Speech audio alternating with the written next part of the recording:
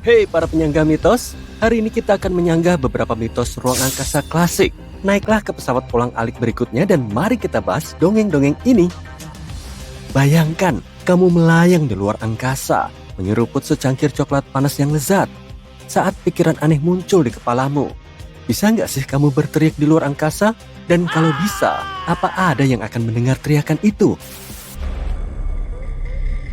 Kalau kamu pernah menonton film Alien, maka kamu tahu jawabannya.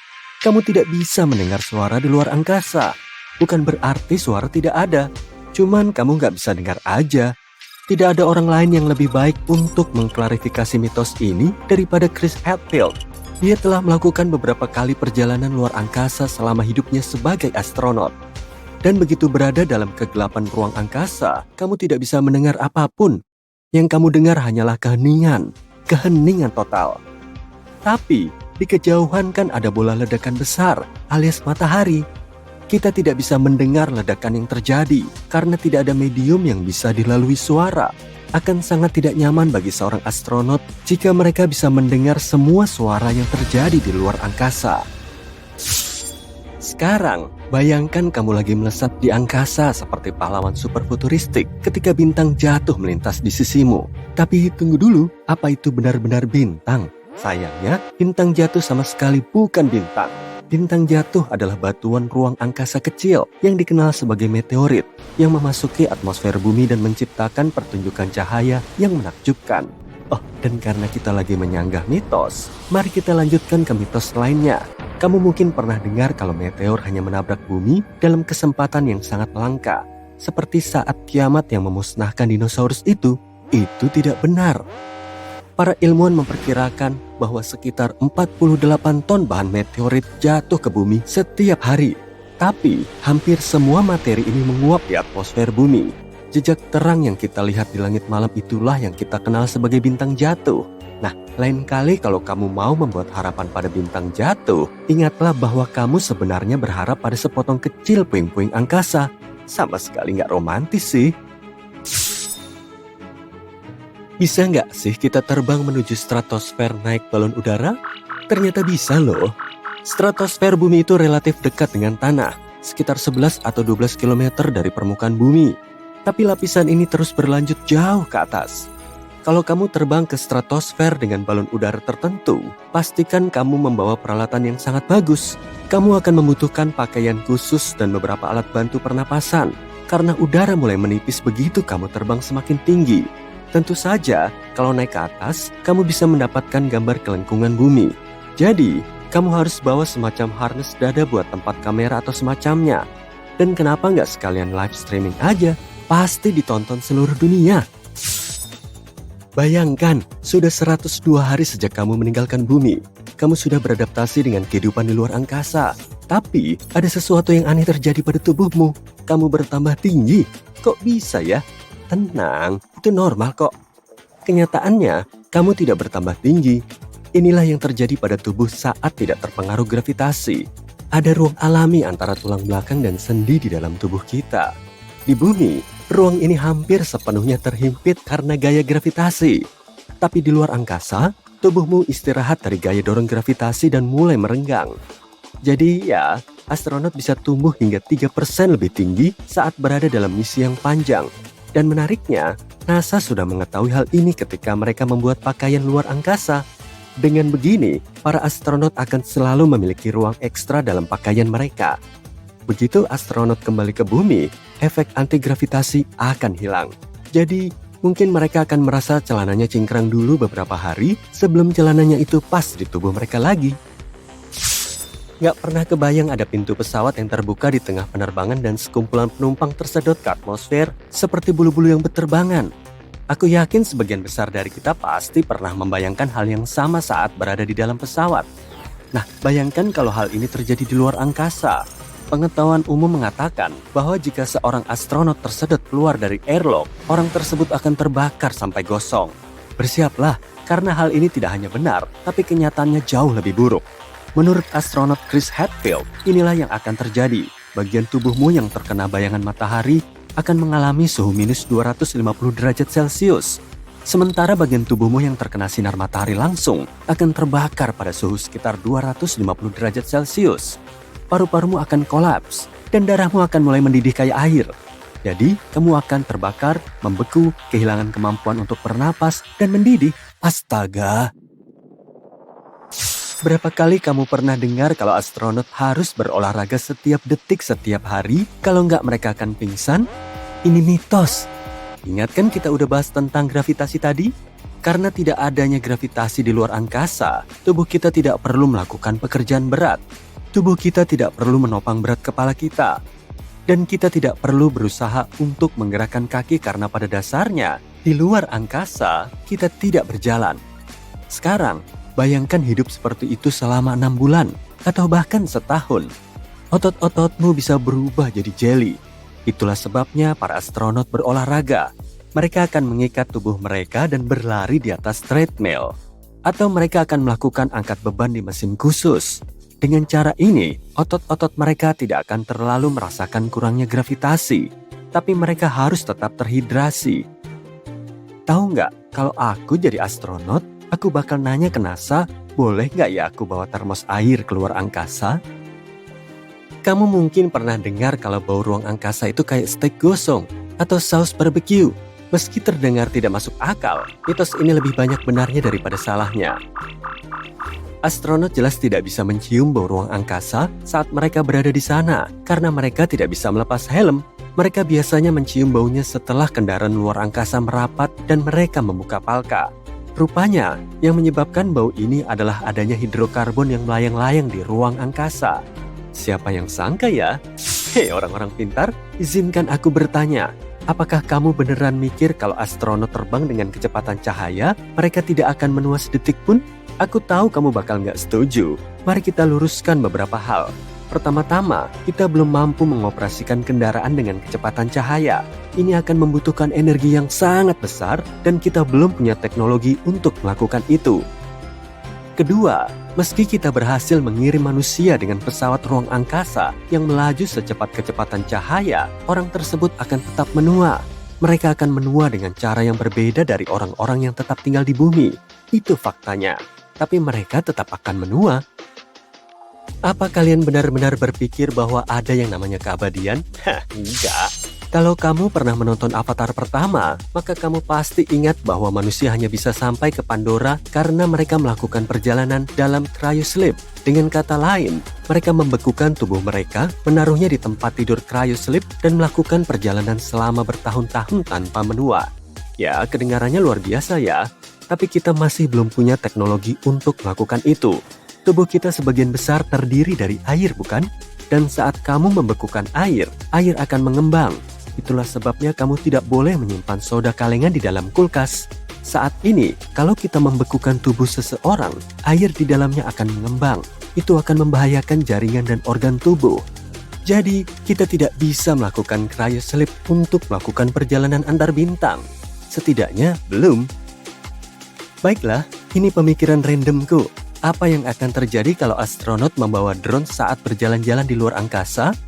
Kalau itu bukan drone yang dirancang khusus oleh NASA, mungkin drone itu akan membeku dan terbakar kayak manusia kalau pergi keluar angkasa tanpa pakaian khusus. Tapi manusia boleh bermimpi, bukan? Ledakan-ledakan aneh dengan warna biru terang bermunculan di alam semesta dan membuat para astronom penasaran. Peristiwa langka dan sangat dahsyat ini memiliki nama yang keren, Luminous Phase Blue Optical Transient. Fenomena ini tidak seperti fenomena lain yang kita ketahui, dan semakin aneh ketika fenomena terbaru terjadi di tempat yang tidak seharusnya. Untuk benar-benar memahami apa yang terjadi tahun lalu, kita perlu sedikit mundur ke belakang. Jenis ledakan aneh ini pertama kali terlihat pada tanggal 18 Juni. Ledakan biru itu terjadi sekitar 200 juta tahun cahaya dari bumi dan mendapat julukan The Cow. Tidak, kejadian ini sama sekali tidak menyerupai sapi, tapi memang memiliki format yang tidak biasa. Saat itu, ledakan ini merupakan ledakan paling asimetris yang pernah dilihat para astronom. Ledakan ini meledak ke angkasa dalam bentuk pipi seperti panekuk, bukan dalam bentuk bola seperti yang diperkirakan. Fenomena ini mirip dengan supernova, yaitu jenis ledakan kosmik paling umum yang terjadi ketika sebuah bintang kehabisan bahan bakar nuklirnya dan runtuh akibat gravitasinya sendiri. Namun, para ilmuwan juga mencatat 3 perbedaan penting. Pertama, fenomena ini lebih dahsyat daripada supernova pada umumnya. Ketika terjadi, semburan biru memancarkan lebih banyak energi daripada seluruh galaksi yang terdiri dari ratusan miliar bintang seperti matahari. Nomor 2, jauh lebih cepat. Ledakan mencapai puncak kecerahannya dan memudar dalam hitungan hari. Sementara supernova bisa memakan waktu berminggu-minggu atau bahkan berbulan-bulan untuk benar-benar menghilang. Dan perbedaan terakhir, semburan biru ini juga bisa jauh lebih terang. Objek-objek misterius ini dianggap sebagai fenomena optik paling terang di alam semesta. Tapi tidak seperti supernova biasa, diyakini tidak ada elemen radioaktif yang memberi tenaga pada kecerlangan ini. Jadi, itu artinya tenaga yang ada harus berasal dari tempat lain. Pertanyaannya, dari mana? Ini hanyalah salah satu misteri yang masih berusaha dipecahkan oleh para ilmuwan. Ada beberapa penyelidikan yang dilakukan sejak peristiwa ini pertama kali diamati, dan 15 teleskop di seluruh dunia terus mencarinya. Sejak tahun 2018, ledakan ekstrim ini telah terjadi sekitar setahun sekali. Jadi meskipun jarang terjadi, ledakan ini bisa dibilang biasa. Ada beberapa penjelasan yang mungkin untuk keberadaan transient optik cepat ini. Mungkin yang paling bisa diterima adalah bahwa itu adalah bangkai bintang. Maksudku sesuatu yang ditinggalkan ketika sebuah bintang mati. Jadi ada 2 tersangka utama di sini. Bisa jadi itu adalah bintang neutron atau lubang hitam yang menghasilkan emisi yang mendekati kecepatan cahaya. Teorinya begini, ada sebuah bintang masif jauh lebih besar daripada bintang-bintang yang menghasilkan supernova biasa. Kemudian, bintang itu mulai runtuh. Peristiwa seperti itu tentu saja akan meninggalkan lubang hitam. Katakanlah bintang masif ini tidak siap meninggalkan alam semesta dengan cara yang tenang. Sebaliknya, ia menciptakan piringan yang berputar-putar di sekeliling lubang hitam yang terdiri dari gas, debu, dan materi-materi lainnya. Seolah-olah itu penting. Piringan ini yang disebut piringan akresi bisa menyemburkan aliran materi dengan kecepatan yang sangat tinggi, hampir seperti semburan kosmik yang dahsyat. Dan itulah yang kita lihat sebagai semburan cahaya yang tiba-tiba.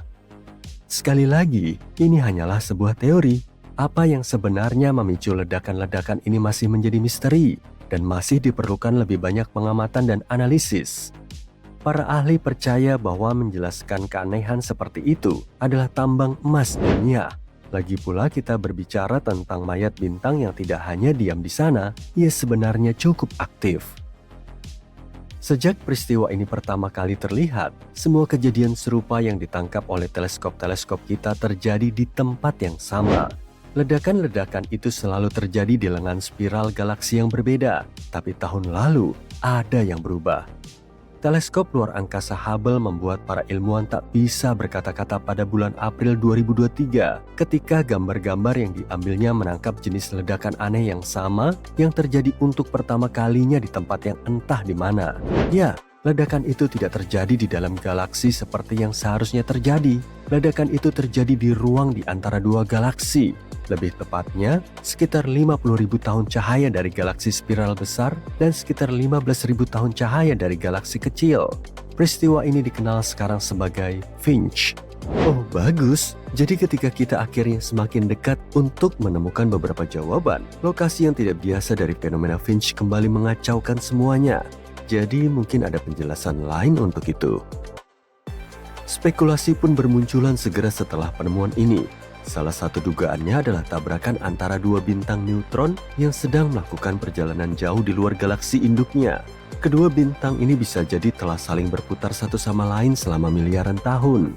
Dan ketika bertabrakan, keduanya menghasilkan suara yang lebih terang 100 kali lipat dari supernova biasa.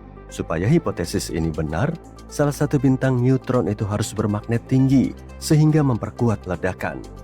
Kemungkinan lain, ledakan itu terjadi karena bintang dirobek oleh lubang hitam yang masanya 100-1000 kali massa matahari. Meskipun kita masih memiliki banyak pertanyaan, satu hal yang pasti, Finch adalah transient optik biru cepat bercahaya. Kecuali lokasi kejadiannya yang aneh, benda ini memiliki semua karakteristik lain untuk diklasifikasikan sangat cerah seperti aku dan sangat cepat, dan asal-usulnya sangat sulit untuk dijelaskan. Data dari teleskop Gemini South, Observatorium Sinar X Chandra, dan teleskop Radio Very Large Array juga sudah mengonfirmasinya. Dengan adanya informasi terbaru ini, para peneliti semakin sulit untuk menemukan pola dari peristiwa ini. Finch bukanlah satu-satunya peristiwa aneh dalam kategorinya. Mari kita kembali ke tahun sebelumnya, ke tahun 2022. Sebuah ledakan biru terlihat pada bulan September dan mendapat julukan Tasmanian Devil. Sama seperti yang sebelumnya, semburan biru ini muncul dan menghilang dengan sangat cepat. Kemudian sesuatu yang misterius terjadi. Tepat 100 hari kemudian, para pengamat yang masih melacak fenomena tersebut mendapati hadiah Natal lebih awal. Mereka mengamati suar yang lain, dan suar tersebut sama terang dan memukau seperti suar yang pertama. Tunggu. Jadi kita berbicara tentang dua ledakan yang mirip dan aneh yang terjadi di tempat yang sama dan dalam waktu yang berdekatan. Ini adalah yang pertama. Dengan cepat, 13 teleskop di seluruh dunia mengalihkan perhatiannya ke peristiwa Tasmanian Devil, termasuk satu teleskop yang dilengkapi dengan kamera berkecepatan tinggi. Selama 120 hari, mereka berhasil menangkap 14 denyut cahaya tak beraturan lainnya.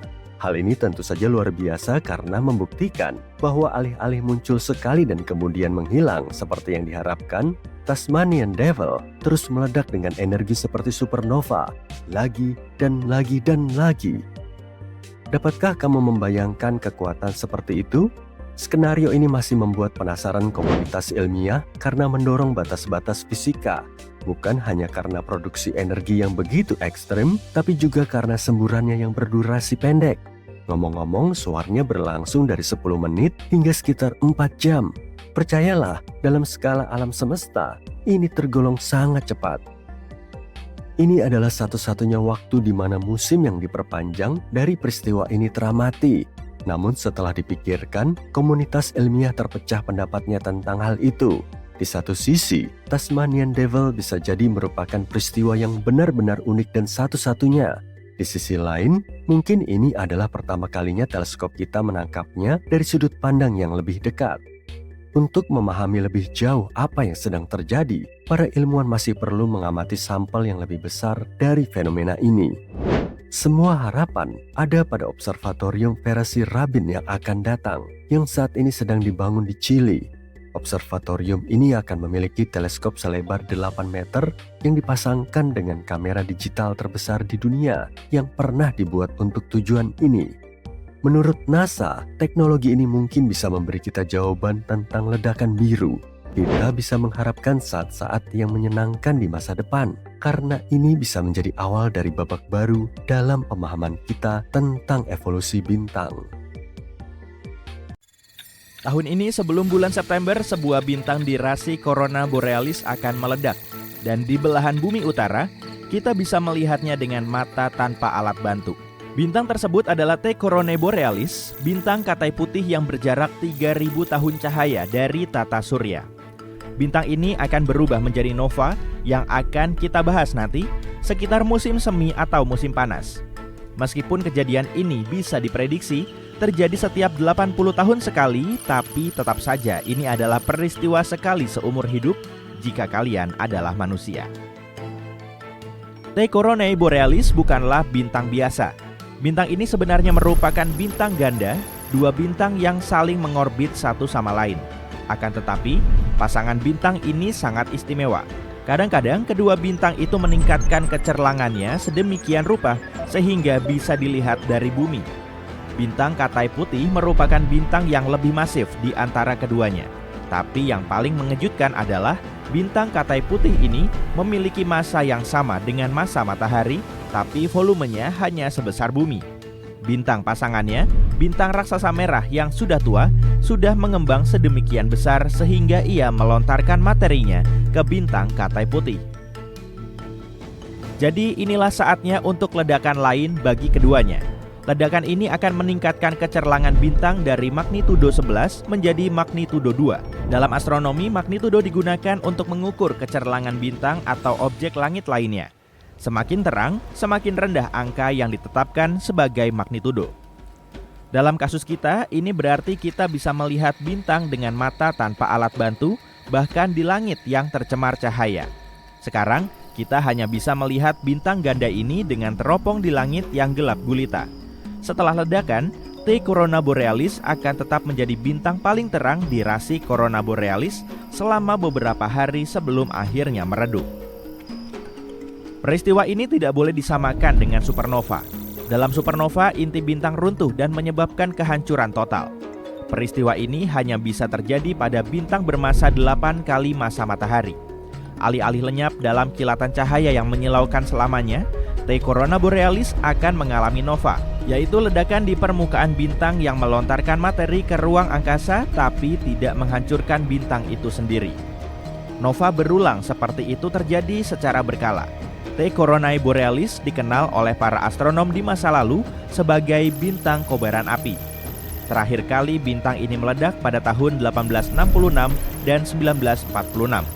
Para astronom dari NASA meyakini kalau bintang ini akan meledak lagi sebelum bulan September tahun ini.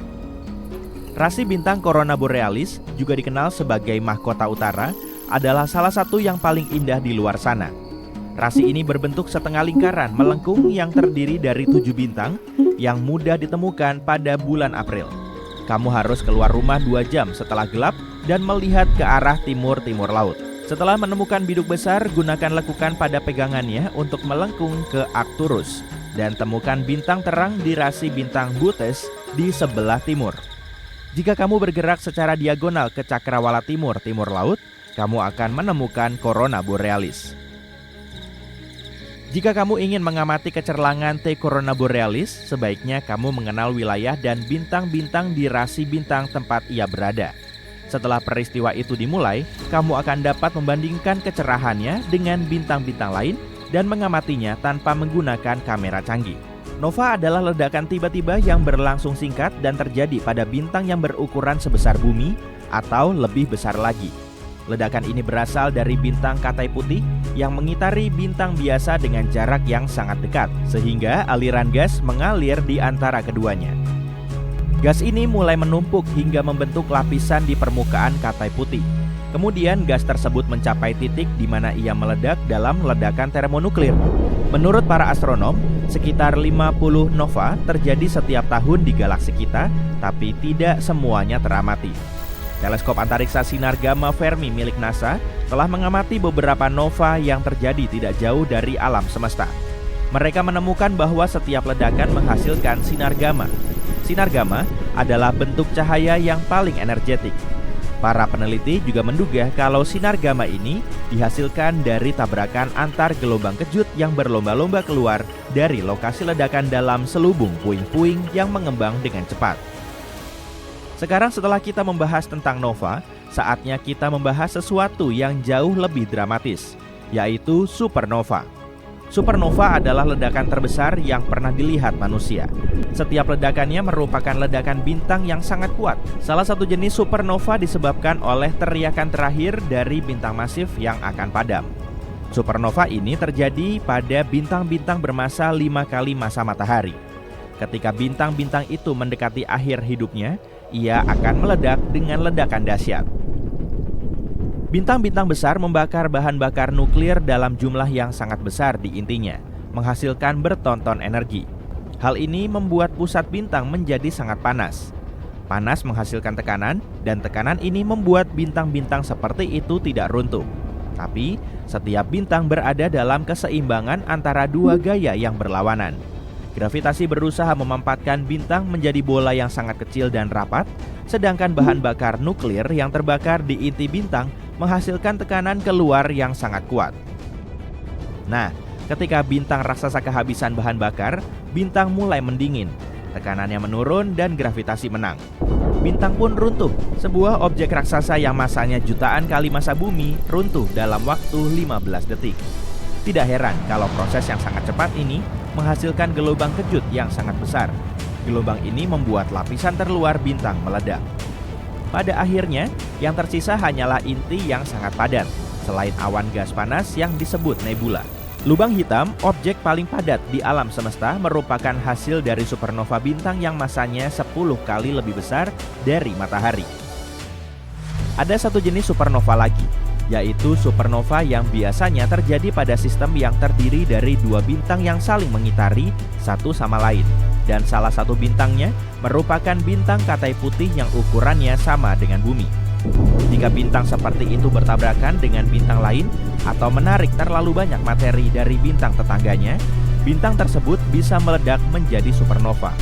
Supernova biasanya sangat terang, sehingga bisa mengalahkan cahaya gabungan seluruh galaksi selama beberapa hari atau bahkan beberapa bulan. Supernova tidaklah umum. Para astronom menduga hanya sedikit supernova yang terjadi dalam satu abad di galaksi-galaksi seperti Bima Sakti, tempat tinggal kita. Tapi, karena alam semesta terdiri dari banyak sekali galaksi, kita bisa mengamati beberapa ratus supernova setiap tahun di luar galaksi kita. Sayangnya, debu antariksa menghalangi pandangan kita untuk mengamati sebagian besar supernova yang terjadi di dalam Bima Sakti. Betelgeuse, bintang raksasa merah tahap akhir, meledak pada tahun 2019, tapi bukan peristiwa yang kita harapkan. Bintang ini berada di rasi Orion dan berukuran sangat besar. Saking besarnya, jika kita memindahkannya ke tengah-tengah tata surya, tapi terluarnya akan berada jauh di luar orbit Jupiter. Ketika Betelgeuse mendekati akhir hidupnya, ia akan meledak dalam sebuah supernova yang sangat terang dan bisa dilihat dari bumi, bahkan di siang hari.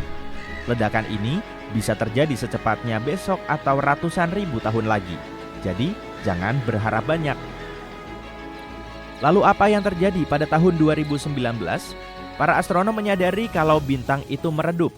Mereka memutuskan bahwa itu adalah tahap awal dari pertunjukan besar. Tapi Betelgeuse justru kembali normal selama beberapa bulan berikutnya. Analisis lebih lanjut mengungkap kalau bintang itu tidak meredup. Ia hanya tampak meredup karena kita mengamatinya melalui awan puing-puing bintang. Pada saat yang sama, jumlah cahaya di fotosfer Betelgeuse meningkat pesat, seperti ledakan besar-besaran dari permukaan bintang. Peristiwa seperti ini selalu terjadi di matahari, terutama ketika aktivitas bintang sedang tinggi. Bagian-bagian dari permukaan matahari akan tersangkut dan terlontar. Itulah yang kita sebut lontaran massa koronal. Lontaran massa koronal ini tidak membahayakan planet kita, tapi bisa mengacaukan satelit dan peralatan listrik. Kembali ke Betelgeuse, kita belum pernah melihat lontaran massa yang begitu besar dari permukaan sebuah bintang. Ini merupakan fenomena baru yang bisa kita amati secara langsung dan bahkan bisa melihat detil-detil permukaannya dengan bantuan teleskop Hubble. Para astronom mengatakan bahwa kita sedang menyaksikan evolusi bintang yang terjadi untuk pertama kalinya. Medan magnet bumi menyembunyikan cerita yang menarik. Ternyata medan magnet bumi semakin melemah dari hari ke hari. Bahkan hal ini telah terjadi selama 3.000 tahun terakhir. Dan jika tren ini terus berlanjut, kita akan menghadapi masalah dalam 1 milenium ke depan. Apa masalahnya? Bayangkan ini. Magnet utara menjadi magnet selatan dan sebaliknya. Cukup liar, bukan?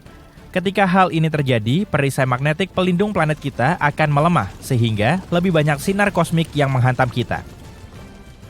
Partikel-partikel berenergi tinggi dari alam semesta ini bisa menyebabkan kerusakan elektronik di satelit-satelit kita dan menghasilkan elemen-elemen yang bisa membahayakan kita. Kali terakhir pembalikan polaritas terjadi antara 772.000 hingga 774.000 tahun yang lalu.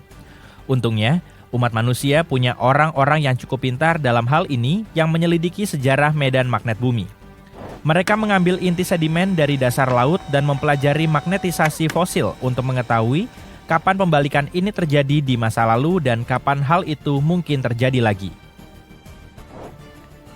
Kelompok peneliti lain sedang mempelajari anomali Atlantik Selatan, sebuah wilayah luas di medan magnet bumi yang sekitar 3 kali lebih lemah daripada medan magnet di kutub. Dengan menggunakan data dari beberapa satelit, mereka mencoba mencari tahu apa yang menyebabkan SAA dan bagaimana perubahannya di masa depan. Hal ini dapat memberi kita gambaran sekilas tentang bagaimana medan magnet yang melemah dapat mempengaruhi satelit dan planet kita. Tentu saja, generasi kita tidak akan berada di sini untuk menyaksikan perubahan ini. Tapi ini membuat kita bertanya-tanya, seperti apa planet ini jika terbalik? Secara magnetis maksudnya. Para astronom NASA juga telah mengumumkan bahwa dalam 4 miliar tahun lagi, galaksi Bima Sakti akan mengalami perubahan besar. Setelah terjadi tabrakan kosmik yang akan mengguncang segalanya. Maksudku bukan tabrakan kecil, melainkan tabrakan dahsyat dengan galaksi tetangga kita, galaksi Andromeda. Manusia harus bersiap-siap untuk peristiwa ini karena matahari mungkin akan terlempar ke wilayah galaksi yang baru. Namun, bumi dan tata surya kita mungkin tidak akan terpengaruh secara serius. Kedengarannya sulit dipercaya. Jadi, bagaimana bisa? Teleskop Hubble milik NASA melakukan pengukuran yang sangat teliti terhadap gerak Andromeda. Meskipun kedua galaksi akan saling bertabrakan, bintang-bintang di dalam masing-masing galaksi terpisah sangat jauh, sehingga tidak akan bertabrakan dengan bintang-bintang lain saat bertabrakan. Akan tetapi, bintang-bintang itu akan terlempar ke orbit yang berbeda di sekeliling pusat galaksi yang baru. Menurut simulasi, tata surya kita mungkin akan terlempar lebih jauh dari inti galaksi dibanding saat ini. Singkirkan teleskop kalian tidak perlu menghitung mundur waktu. Peristiwa ini kemungkinan terjadi dalam waktu sekitar 4 miliar tahun lagi. Jadi peluang kita untuk menyaksikannya sangat kecil. Saturnus mulai kehilangan cincinnya. Untungnya, kita tidak akan berada di sini untuk menyaksikan peristiwa menyedihkan ini. Tampaknya, cincin-cincin itu ditarik ke dalam Saturnus sebagai hujan partikel es. Semuanya di bawah pengaruh medan magnet Saturnus. Menurut penelitian NASA, hujan cincin ini menguras sejumlah air yang bisa mengisi kolam renang seukuran Olimpiade dari cincin Saturnus setiap setengah jam. Seluruh sistem cincin Saturnus kemungkinan akan hilang dalam 300 juta tahun. Para ilmuwan percaya bahwa kita harus menganggap diri kita beruntung bisa menyaksikan sistem cincin Saturnus, karena sistem cincin ini tampaknya berada di tengah-tengah masa hidupnya. Tapi, jika kita berpikir seperti itu, bahwa cincin di sekeliling planet hanya bersifat sementara, ada kemungkinan kita baru saja melewatkan sistem cincin raksasa di Jupiter atau sistem cincin di Uranus dan Neptunus. Planet-planet ini memiliki cincin tipis di sekelilingnya sekarang. Para ilmuwan telah lama memperdebatkan apakah Saturnus terbentuk bersamaan dengan cincinnya atau apakah planet ini mendapatkannya di kemudian hari. Penelitian baru ini mendukung skenario kedua yang mengindikasikan bahwa cincin-cincin tersebut tidak mungkin berusia lebih dari 100 juta tahun, sementara Saturnus sendiri berusia sekitar 4,5 miliar tahun. Apa yang menyebabkan cincin-cincin itu muncul pada awalnya? Ada beberapa teori. Salah satunya, cincin-cincin itu bisa saja terbentuk ketika bulan-bulan es kecil yang mengitari Saturnus bertabrakan. Mungkin karena orbitnya dikacaukan oleh tarikan gravitasi dari asteroid atau komet yang lewat. Siapa yang akan tahu seperti apa rupa manusia di masa depan? Sepertinya kita tidak akan melihat perubahan besar dalam hidup kita. Namun, mari kita melakukan perjalanan ke masa depan dan merenungkan seperti apa kita akan berevolusi. Akankah kita menjadi cyborg dengan segala macam implan mesin yang keren? Atau mungkin kita akan menjadi spesies hibrida antara makhluk biologis dan buatan? Untuk memahami evolusi kita di masa depan, kita harus mengintip masa lalu kita. 1 juta tahun yang lalu, Homo sapiens bahkan belum ada. Namun, ada beberapa spesies lain yang mirip, seperti Neanderthal. Maju cepat ke masa sekarang, manusia telah menjadi lebih tinggi dan lebih kokoh. Mungkin di masa depan kita akan menjadi lebih kecil untuk menghemat energi, karena diperkirakan planet kita akan semakin padat. Bicara soal planet yang penuh sesak, hidup dalam kondisi baru ini berarti kita harus beradaptasi dan dengan cepat. Kita harus terus berinteraksi dengan banyak orang dan mengingat nama menjadi kemampuan yang sangat penting. Untungnya, teknologi dapat membantu kita dengan implan otak yang dapat meningkatkan daya ingat kita. Di masa depan, kita mungkin juga akan memiliki teknologi yang lebih mencolok sebagai bagian dari penampilan kita. Bayangkan memiliki mata buatan dengan kamera yang dapat membaca frekuensi cahaya yang berbeda. Meskipun memprediksi 1 juta tahun ke depan masih sepenuhnya spekulasi, kita dapat menggunakan bioinformatika untuk membuat beberapa prediksi tentang masa depan. Tren demografi menunjukkan bahwa daerah perkotaan akan menjadi lebih beragam secara genetik, sementara daerah pedesaan akan menjadi kurang beragam. Lalu bagaimana dengan ruang angkasa? Jika kita akhirnya berkoloni di Mars, tubuh kita bisa berubah karena gravitasi yang lebih rendah. Mungkin kita akan memiliki lengan dan kaki yang lebih panjang, atau bahkan rambut yang membalut tubuh seperti sepupu Neanderthal kita. Di masa depan, bulan kita juga akan menyaksikan beberapa perubahan dramatis. Kita juga akan melewatkan perubahan-perubahan itu. Dalam waktu sekitar 5 miliar tahun, akan ada banyak hal yang sangat menarik di sudut alam semesta ini. Untuk saat ini, matahari sedang bersantai di fase deret utamanya, membakar hidrogen tanpa peduli. Di masa depan, selama fase raksasa merah, matahari akan mengembang seperti balon, hingga atmosfernya membesar dan menelan bumi dan bulan yang kita cintai. Satelit alami kita yang sudah bergerak menjauhi bumi akan melengkung karena pengaruh matahari. Orbitnya akan berubah dan ia akan berada lebih dekat ke bumi saat fase bulan baru alih-alih saat bulan purnama. Dan itu belum termasuk yang terburuk. Jika dibiarkan, bulan akan terus bergerak menjauhi bumi hingga membutuhkan waktu hampir 50 hari untuk mengorbit bumi. Ketika matahari melanjutkan perjalanannya, atmosfernya akan menarik bulan dan menyebabkan orbitnya rusak. Pada akhirnya, bulan akan terkoyak menjadi cincin puing-puing yang mengitari bumi. Yang dimaksud di sini adalah gunung-gunung, kawah-kawah, bahkan jejak kaki dan bendera yang kita tinggalkan di sana yang akan tersebar di seluruh area puing-puing. Ada kemungkinan matahari akan kehilangan massa yang cukup untuk menyelamatkan bumi dan bulan dari kehancuran total. Atau, jika kita benar-benar beruntung, matahari akan kehilangan 20% massanya dan kita akan selamat. Itu semua masih teori, karena kita belum melihat bintang raksasa merah selama fase ini. Alam semesta sendiri mungkin akan menjadi gelap gulita suatu hari nanti. Para ilmuwan tidak dapat memprediksinya dengan pasti, tapi mereka dapat membuat beberapa dugaan. Saat ini alam semesta kita berusia 13,77 miliar tahun dan masih terus melahirkan bintang-bintang baru. Konon, setelah sekitar 1 triliun tahun, bintang terakhir akan lahir. Bintang terakhir adalah bintang yang sangat kecil, bintang Katai merah yang ukurannya hanya sepersekian dari ukuran matahari. Bintang-bintang ini adalah jagonya dalam hal umur panjang. Perlahan-lahan menghirup hidrogen untuk menjaga reaksi fusinya tetap berjalan. Tapi, bintang-bintang ini tidak bisa bertahan selamanya. Maju cepat sekitar 100 triliun tahun dan cahaya terakhir akan padam. Alam semesta akan menjadi gelap dan sepi, tapi untungnya kita tidak berada di sini untuk menyaksikan semua itu menghilang.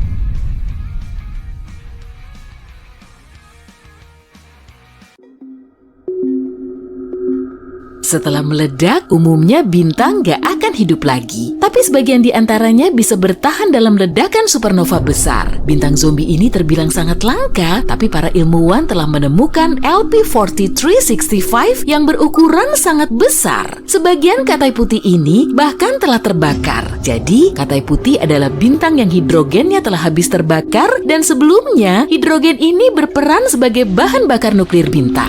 Ledakan terakhirnya mungkin lebih lemah daripada biasanya, sehingga nggak cukup kuat untuk menghancurkan semua bintang. Proses ini mengakibatkan bintang yang mau meledak gagal menyelesaikan ledakannya, makanya sebagian materinya masih ada. Salah satu bintang zombie ini dulunya berupa Katai putih atau mungkin cuma sisa dari suatu ledakan. Lalu, kebanyakan dari bintang ini menelan bintang pasangannya dan ternyata bisa meledak lagi. Kalau suatu hari nanti kamu bisa terbang ke bulan dan ngeliat jejak kaki baru, belum tentu orang lain ikut terbang bersamamu. Jejak kaki atau tanda-tanda serupa bisa menetap di situ selama 1 juta tahun karena bulan nggak punya atmosfer. Di situ juga nggak ada angin, meskipun cuma sepoi-sepoi yang bisa menghapus jejak kaki itu.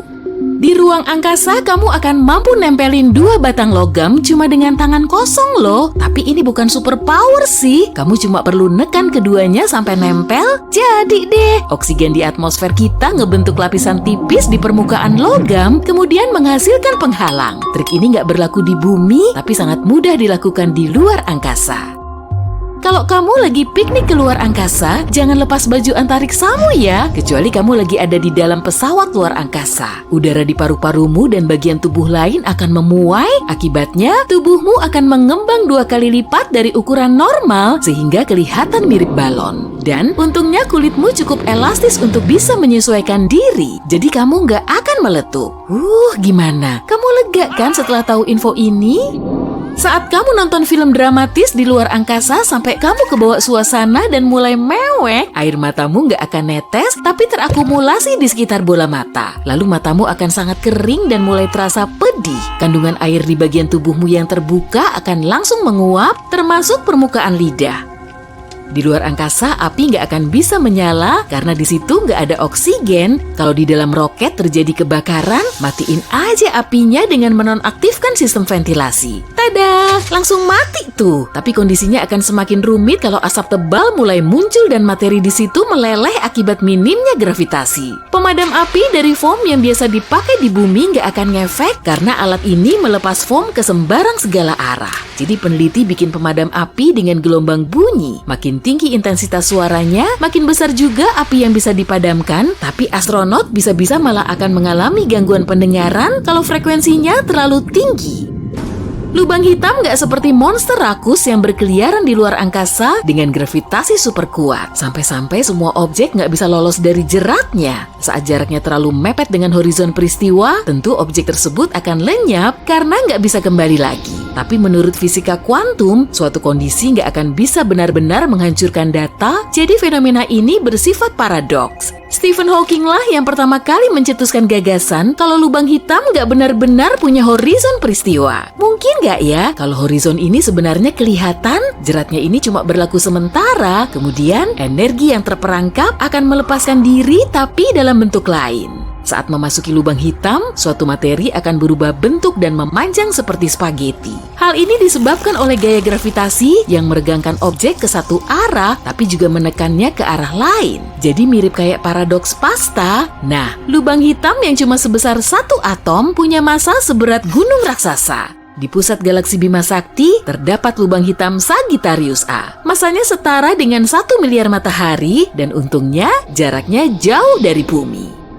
Lebih dari 23.000 serpihan sampah antariksa yang ukurannya melebihi bola softball melayang-layang di atas bumi. Dan kecepatannya mencapai 28.000 km per jam. Tapi jumlahnya secara umum ada sekitar 500.000 serpihan yang sebagiannya seukuran kelereng. Sampah antariksa biasanya berupa puing-puing partikel alami berupa meteoroid dan partikel buatan seperti objek buatan manusia di bumi. Meteoroid mengorbit matahari, sedangkan puing-puing buatan manusia mengorbit bumi. Dan kita telah meluncurkan hampir 9.000 pesawat luar angkasa di seluruh dunia, dari satelit sampai pesawat roket. Serpihan terkecilnya tetap bisa ngerusak pesawat kalau kecepatannya sengebut itu. Galaksi, planet, komet, asteroid, bintang, dan objek luar angkasa lain bisa kita amati di ruang angkasa. Tapi semua objek ini baru 5%-nya alam semesta. Materi gelap alias salah satu misteri terbesar di ruang angkasa adalah istilah yang kita pakai untuk nyebutin semua materi di alam semesta yang tak kasat mata. Jumlahnya juga ada banyak, yaitu sekitar 25% dari alam semesta. Sedangkan energi gelap ada sekitar 70%-nya. Para saintis belum tahu banyak soal objek ini, tapi mereka memperkirakan energi gelap bisa menjadi pemicu alam semesta ini terus mengembang. Sedangkan materi gelap yang memperlambat prosesnya. Materi gelap nggak berinteraksi dengan kita melalui mekanisme yang diketahui, serta nggak berinteraksi sendiri. Kalaupun ada interaksi, kemungkinan kita akan bisa nemu galaksi materi gelap, planet gelap, dan objek lain yang serupa.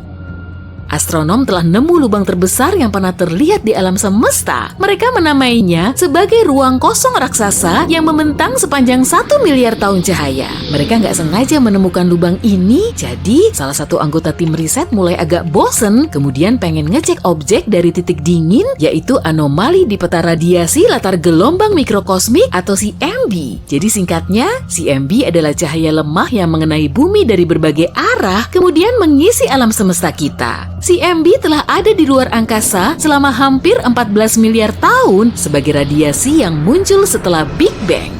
Tapi ternyata bukan si MB, rupanya mereka mengamati area raksasa yang jauh lebih dingin dari perkiraan awal. Tim tersebut mulai melacak sinyal radio, tapi nggak ada sumber radionya. Artinya, di situ nggak ada galaksi atau rasi bintang. Dan karena suhunya sangat dingin, di situ juga nggak ada materi gelap maupun materi biasa, jadi memang nggak ada materi sama sekali. Ruang kosong raksasa ini beneran kosong dan para peneliti memperkirakan ruang ini mungkin tersusun atas energi gelap. Cahaya masih bisa menembusnya dan objek ini nggak cuma satu di luar angkasa sana. Meski begitu, ukurannya paling besar sampai saat ini. Area di sekitar bintang bisa ditempati kalau suhunya nggak terlalu dingin atau panas sehingga air di dekatnya tetap berwujud cair. Kalau saja lokasi bumi menggantikan Pluto, jaraknya akan terlalu jauh dari matahari. Maka, lautan dan sebagian besar atmosfer kita akan membeku. Tapi kalau bumi berada di Merkurius, kita akan terlalu mepet dengan matahari sehingga airnya akan langsung menguap. Area yang pas untuk dihuni ini dinamakan sebagai zona laik huni. Dengan ngelihat lokasi suatu planet, kita bisa mengasumsikan kalau di situ kemungkinan ada kehidupan. Tapi kondisi Europa, salah satu satelit Jupiter justru sangat bertentangan. Satelit ini berada di luar zona laik huni, tapi tetap hangat. Panasnya nggak didapat langsung dari matahari, tapi Jupiter dan satelit lain yang telah memanaskannya. Europa berubah bentuk saat mengelilingi Jupiter. Fenomena ini sangat mirip dengan gelombang pasang surut di planet kita.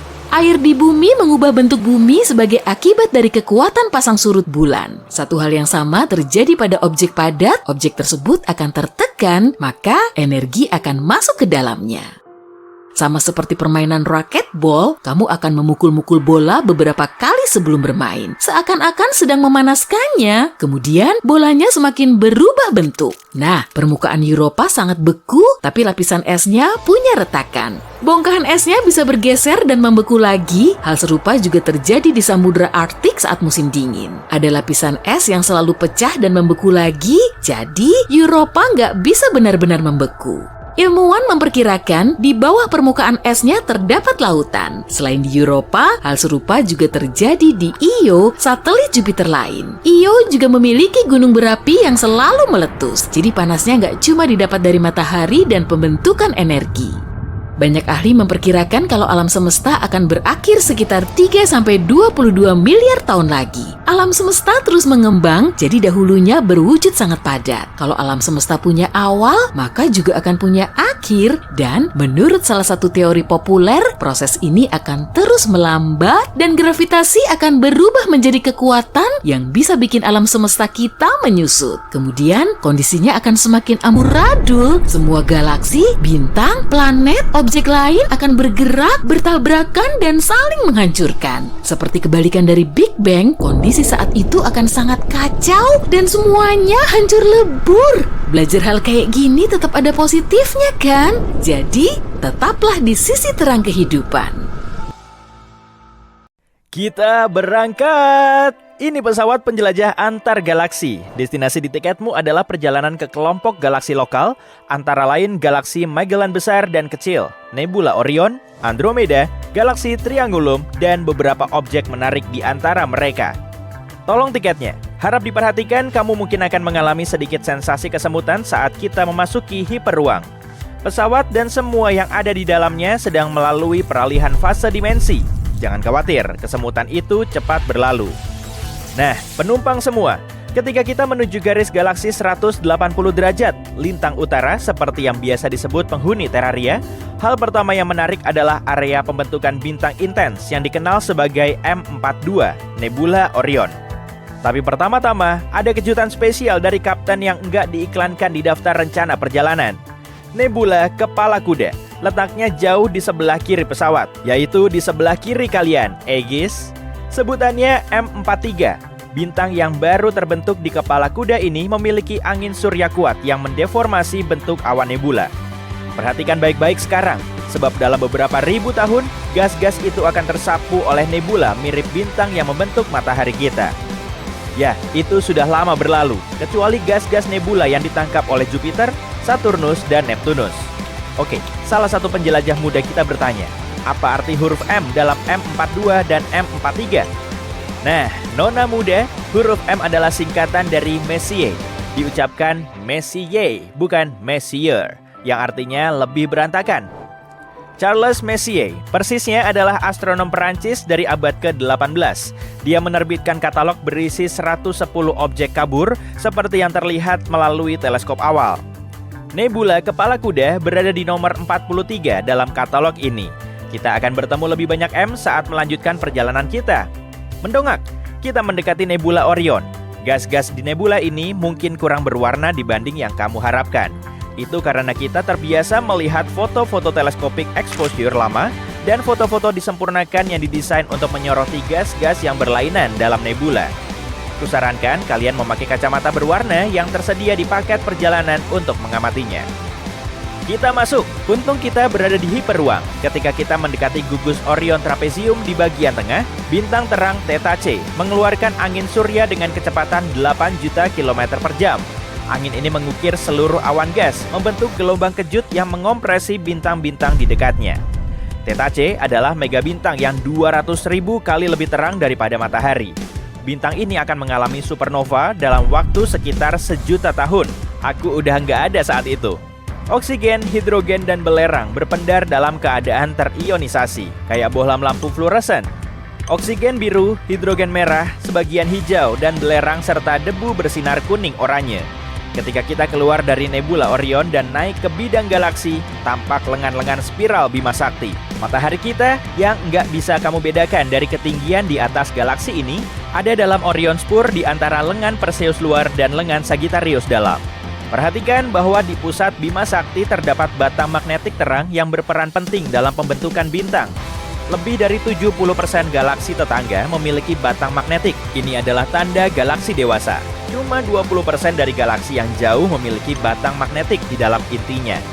Baru ingat, Barjus sudah buka penumpang semua? Pramusaji H1 kami akan mengambil pesanan kalian. Itu galaksi Andromeda yang jauh sekali ke sebelah kiri. Tapi arahkan perhatianmu ke banyak galaksi Katai, lebih dari 40 galaksi yang menghuni galaksi di sekitar kita. Kita menuju salah satu galaksi itu sekarang. Awan Magellan Besar, AMB bagi para astronom, adalah galaksi satelit Katai tak beraturan Bima Sakti yang terdiri dari 30 miliar bintang dengan area pembentukan bintang dinamis disebut Nebula Tarantula yang akan kita jelajahi sebentar lagi. Kalau ada awan Magellan Besar, tentu ada awan Magellan Kecil, AMK. Itu dia, di sebelah kiri bawah AMB. Bima Sakti lambat laun akan menelan kedua galaksi Katai itu. Sebagian orang lebih suka kata mengakresi, tapi hasilnya sama. Kalau memakai kacamata berwarna lagi, kamu bisa melihat bahwa AMB telah merenggut sejumlah besar gas dari AMK, karena keduanya telah berinteraksi secara gravitasi selama jutaan tahun. Hah? Aku tahu semua tentang gas loh. Kita keluar dari Bima Sakti untuk menempuh jarak sejauh 50 kiloparsec, yaitu 50.000 parsek atau sekitar 163.000 tahun cahaya. Apa itu satu parsek? Bukan, itu bukan kata gaul dari pair of socks, sepasang kaos kaki. Satu parsek sekitar 3,26 tahun cahaya. Satu tahun cahaya sekitar 9,46 triliun kilometer. Kata parsek adalah kombinasi dari dua kata, parallax dan second. Parallax adalah pergeseran yang sepertinya dialami suatu objek ketika dilihat dari dua perspektif berbeda. Jika melihat benda dengan mata kiri, kemudian dengan mata kanan, kamu akan melihat benda itu tampak bergeser. Itu adalah parallax. Saat sebuah benda astronomi difoto pada satu sisi matahari, kemudian difoto lagi 6 bulan kemudian pada sisi lain matahari, pergeseran itu bisa dihitung dalam derajat busur atau menit busur atau detik busur, turun sampai milisecond busur. Itulah satu parsek, satu parallax dari satu detik busur, yang ternyata sekitar 3,26 tahun cahaya. Hah? Gimana dengan Joan of Arc? Begitulah kamu mengukur jarak di Perancis. Karena kamu nggak bisa mengukur satu tahun cahaya dengan penggaris atau meteran, parsek adalah cara ilmiah untuk menyatakan jarak menuju bintang atau objek intragalaksi. Makin besar parallax, makin dekat jarak benda. Makin kecil parallax, makin jauh jarak objek itu. Tepat di tengah nebula Tarantula, terdapat gugus bintang R136. Dalam jarak 1 tahun cahaya, ada lebih dari 40 bintang, masing-masing bermassa lebih dari 50 kali massa matahari. Sebagai perbandingan, nggak ada satupun bintang lain dalam jarak 4 tahun cahaya dari bintang kita, matahari. Dan itu bagus, kamu bisa melihat supernova 1987A pada ketinggian sekitar arah pukul 2. Sebuah bintang biru yang 100.000 kali lebih terang daripada matahari mengalami ledakan inti, menghasilkan supernova tipe 2 yang 100 juta kali lebih terang dari matahari. Supernova ini meninggalkan bintang neutron yang diselimuti debu, gas, dan tampilan kembang api yang spektakuler. 1987A dalam awan Magellan Besar adalah supernova terdekat dengan bumi sejak 1604 yang terjadi di Bima Sakti sekitar 20.000 tahun cahaya dari bumi. Supernova ini bisa dilihat di siang hari selama sekitar 2 pekan, kurang lebih. Setelah 1987A mengalami supernova karena ini bintang biru raksasa, spekulasinya menjadi bintang biru raksasa Rigel, yakni bintang kaki gugus Orion di masa depan yang nggak terlalu jauh mengalami supernova, atau justru sudah. Jarak Rigel dari bumi kurang lebih 860 tahun cahaya, jadi apapun yang terjadi terhadap Rigel akan butuh waktu 860 tahun sebelum terlihat di bumi. Supernova 1987A memancarkan berbagai elemen berat, seperti kobalt, nikel, dan besi serta silikat yang lebih ringan ke dalam nebula Tarantula, tempat unsur-unsur itu akan membentuk penyusun dasar bintang dan planet. Pramu Saji kami sedang menawarkan makanan ringan bertema ruang angkasa. Kusarankan kalian mencoba permen kapas Jupiter untuk anak-anak. Ingat, aku tahu semua tentang gas. Perhentian berikut adalah galaksi Andromeda dan sekitarnya. Lihat halonya ketika kita meninggalkan Bima Sakti dan 300 miliar bintangnya di belakang. Sebanyak 150 gugus bola menghuni halo galaksi itu. Mereka mengorbit cakram galaksi dan memiliki sebagian bintang tertua di alam semesta. Cara gugusan ini sampai di sini di galaksi kita menjadi penelitian intens. Kamu akan melihat NGC 6822, sebuah galaksi katai tak beraturan jauh di sebelah kanan. NGC kependekan dari New General Catalog atau Katalog Umum Baru Objek-Objek Astronomi. Mungkin kamu akan berpikir kalau ada katalog umum lama, tapi nggak ada. Yang ada cuma katalog baru, tapi ada katalog umum baru yang direvisi, yang secara teratur menjadi acuan para astronom. Cukup jelas kan? Ketika kita melewati NGC 6822, kamu akan melihat batang magnetik mulai terbentuk dan bercak-bercak terang pembentukan bintang baru. Galaksi ini ditemukan tahun 1884 oleh E.E. Barnard dan juga disebut galaksi Barnard. Pak Barnard adalah pengamat astronomi. Ada sebuah kawah di bulan, sebuah di Mars, dan sebuah area di satelit Jupiter Ganymede, sebuah planet minor yang dinamakan menurut namanya. Nomor 819 Barnardiana, dan bintang yang memiliki gerakan tercepat melintasi langit, bintang Barnard. Nggak banyak orang yang nama mereka terpampang di ruang angkasa seperti Edward Emerson Barnard. Mendekati galaksi Andromeda raksasa dengan triliunan bintangnya, kita akan menyusuri atas tepi barat dan mengunjungi salah satu galaksi kerdil pengiring galaksi raksasa ini, M110 atau NGC 205. Ya, sebutannya memang ada dua. Pilih salah satu. Yang pertama dari jenis ini, galaksi bola katai dengan massa sekitar 3,5 miliar matahari, M110 atau NGC 205, memiliki gugus bola di dekat pusatnya. Galaksi katai ini juga akan ditelan atau diakresi oleh galaksi Andromeda. Mungkin banyak bintang atau gas dari galaksi katai ini yang telah dikoyak, hal yang diperkuat oleh kurangnya formasi bintang di M110. Kalian menikmati perjalanan? Dan sekarang, perhentian terakhir kita, M33, galaksi Triangulum, galaksi spiral ketiga dan terakhir dari grup lokal kita. Berlokasi di gugus kecil Triangulum, bahasa Latin dari segitiga. Tebakan jitu, ukuran M33 hampir setengahnya Bima Sakti. Jarak galaksi Triangulum adalah 2,7 juta tahun cahaya dari bumi, tapi jauh lebih dekat ke galaksi Andromeda dan bergerak ke sana. Jika kedua galaksi spiral itu bertabrakan, mungkin akan mengubah jalur galaksi Andromeda dan mencegah tabrakan dengan Bima Sakti yang sudah diprediksikan. Semoga begitu. Nah, pesan penting nih, kami akan menyajikan makan malam dalam perjalanan pulang ke bumi. Kalian bisa memilih ayam atau ikan. Semoga kalian menikmati perjalanan ini. Jika mengisi survei dan memberi kami bintang 5, kalian akan memperoleh hidangan penutup.